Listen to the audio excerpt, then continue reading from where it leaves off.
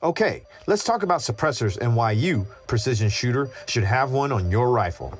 Truth be told, shooting suppressed is and always has been a medical issue, but we'll get to that. Medical or not, suppressed rifle shooting is the best shooting you can do. The rewards are plenty, and so too are the challenges. In this series of videos, we'll look at rifle suppressors and why you should own one or two, along with the benefits and challenges that come along with shooting suppressed. When you add a suppressor to a rifle, a few things can happen. Your point of impact can shift, your velocity can change, and your rifle will likely group better, sometimes worse. Shooting dynamics will change, and if all is done right, for the better. In this video, we'll look at these factors and show you examples.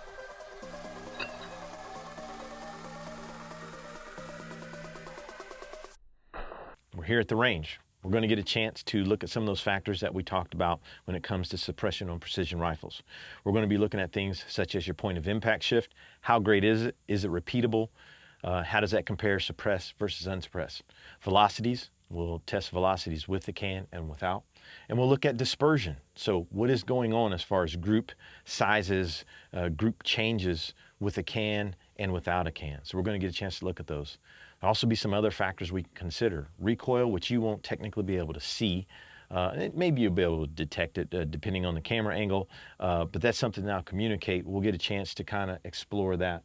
I shoot in a dusty environment, so it'll be interesting to see how the dust plume is with a muzzle brake, which I know it's a lot, versus without. Now, we've had some rain, so it's not as dusty as it typically is. So that could be a factor as well. So there's a whole lot of things to consider when we're talking about suppression. I think there's a whole lot of benefits that we need to be aware of and we need to keep in mind. It really is a better way of shooting precision rifles. It does come with its challenges. And let's briefly talk about testing sound. That's not something I'm going to do. I don't have the equipment. You can rent the equipment. But there's different ways. And again, there was not an industry standard. Most modern cans are good enough to produce about 138 decibels or less at the ear. And that being the case, you can wear a low level of hearing protection like foamies or something light. And that's what I'm concerned about. So you can go to the manufacturer's website and look at those numbers. Know that they will vary because it depends on environment, where they did it, how they did it, a whole lot of things. So those things aren't necessarily set in stone. Okay, so we're ready to shoot. We're going to shoot a couple of different rifles. And this first one is a 6.5 Creedmoor, your standard heavy target / PRS type of rifle. It's about 23 pounds. Then we're going to shoot this unsuppressed for a 10 shot group, and then we'll do a suppressed group for 10 rounds.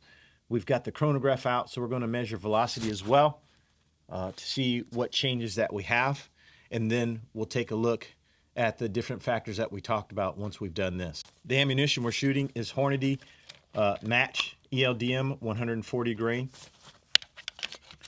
That's been around, that's shot really well in this rifle, and it does a lot of other rifles as well. Once we shoot these 10 unsuppressed, we'll let this rifle cool. We'll get the other rifle and shoot some rounds through it.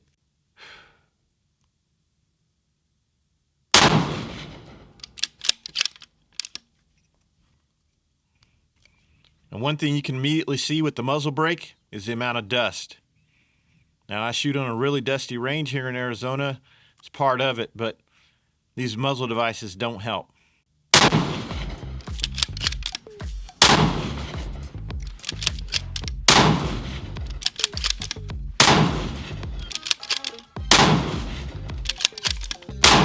Another thing you'll note is I'm under a metal canopy, and the amount of concussion that you get from the muzzle brake. Now, I am doubled up on my hearing protection.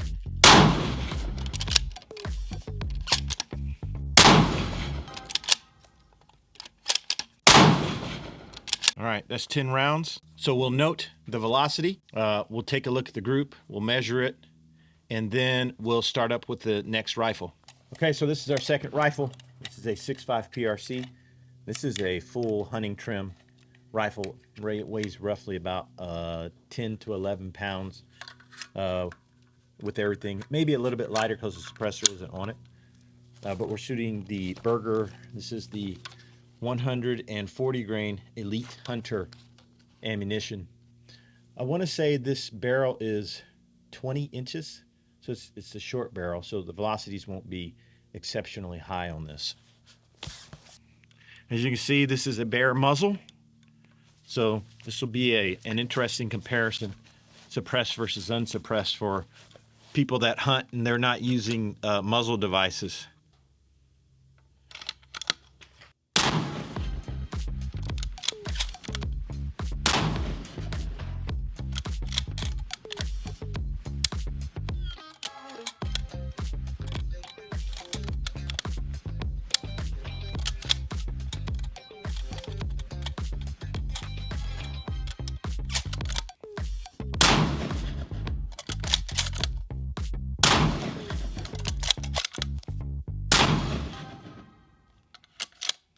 All right, so that's 5 unsuppressed, and that's all I want to shoot.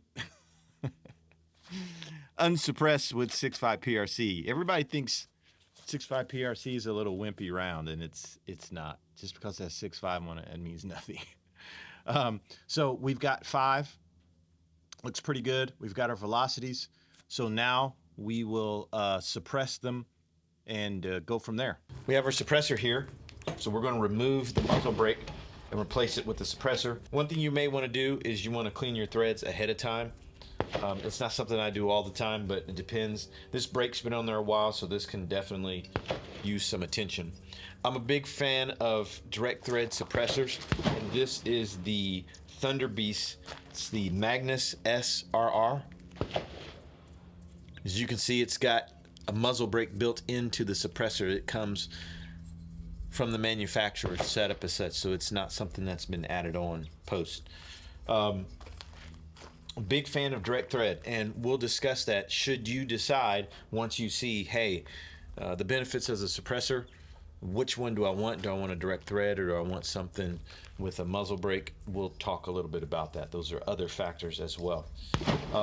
Now this brake can be adjusted, it can be aligned, it needs to be timed up. So we're going to put this on and then we're going to shoot it. Okay, so that was easily attached. I went ahead and timed up the brake. Everything's straight. Obviously you want to make sure your rifle's unloaded, mag out, bolt back, that type of thing. Mags out, bolts back on the rifle. Take a look, make sure everything's aligned right. And I know people don't like to do this, but if your mag's out and your bolts back, you can either run a dowel down here and make sure things align, or you can visually just look down and make sure that nothing is blatantly off alignment, so you don't launch your can down range. I have done that one time since I started this suppressor game in 2014. So you don't want to do that, even though it's pretty spectacular. All right, so we've got the Thunder Beast on the rifle. So let's go ahead and shoot a 10-round string with this and see what we get. We're now set up and suppressed on the target rifle. We're going to shoot another 10-round group. We're going to look at our point of impact shift, if there is any. We'll look at dispersion, meaning are the groups better or worse, assuming I do my part on this end of the rifle. We're also going to look at velocities, and this will help us determine, hey, is this suppressor a good setup for this current rifle? Is this a good match? Again, I'm going to make the assumption that you already have your rifle already set up and you've got everything just the way you want. We're going to add a suppressor. That's going to change things. Obviously, hopefully for the better. We're going to shoot at the corner just next to it so that we have a close comparison, as close as we can get. I'm going to try to do my due diligence on this group. First one wasn't too terrible. All right. And this is the first round through this suppressor. So hopefully everything goes as planned.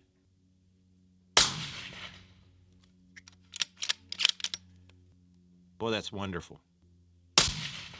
I'll also note that I am wearing just one level of hearing protection, just these muffs. And I like that. I could wear plugs, but I like the muff. I like the amplified sound. Or if I get hot, I just put in a pair of plugs instead of these. That's the beauty of shooting suppressed. It's just so comfortable.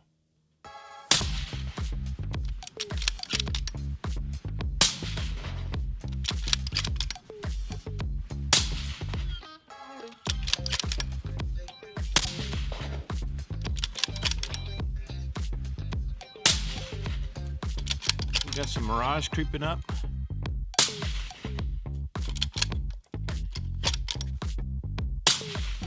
Like I pulled that one. Lots of Mirage. All right, 10 shots. Still a good group. It definitely changed. It looks more vertical in its placement than horizontal.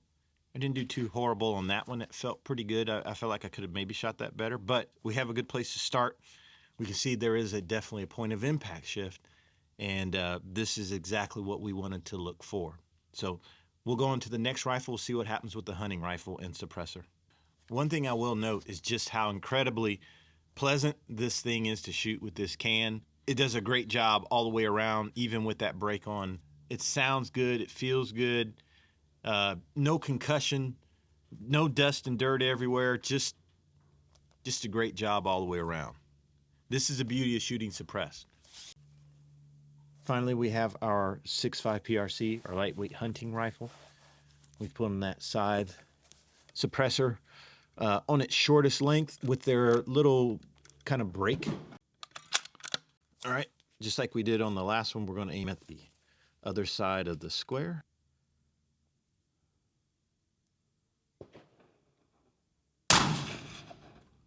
The amount of recoil reduction in this comparatively is literally night and day.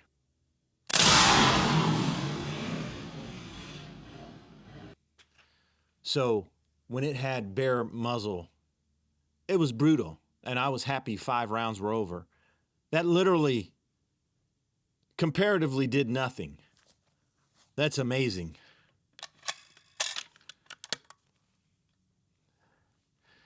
We have an interesting point of impact, and I'm not going to change anything, but it shot closer to the original group, so it shifted really far left. So let's just see what happens.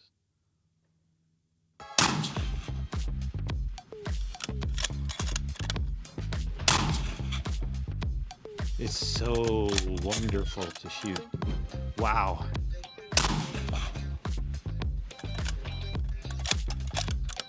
Mirage.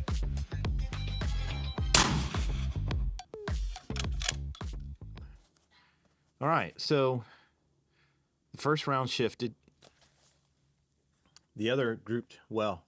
Keep in mind, when we put a can on, sometimes it takes a couple rounds for it to settle in. And then you get the groups that you're going to get, or you get the point of impact shift that you're going to get.